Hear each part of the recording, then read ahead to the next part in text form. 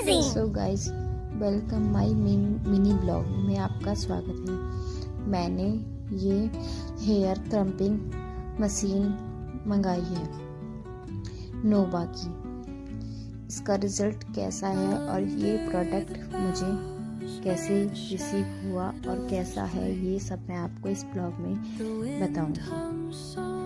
पहले इसको मैं अनपैकेजिंग करके दिखाती हूँ।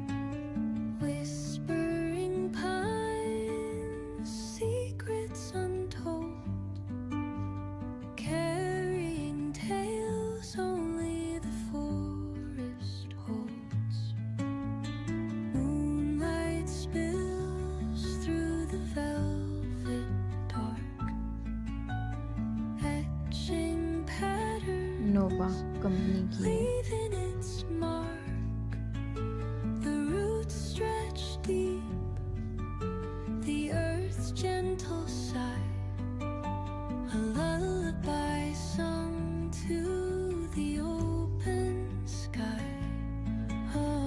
ये इसका बटन है, इसमें ऑन ऑफ।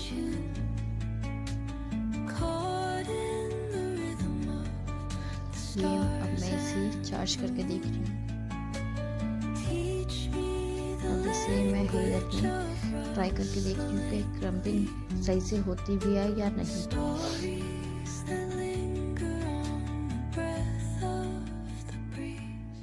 सो गाइस, मुझे तो ये प्रोडक्ट काफ़ी यूज़फुल लगा और काफ़ी अच्छे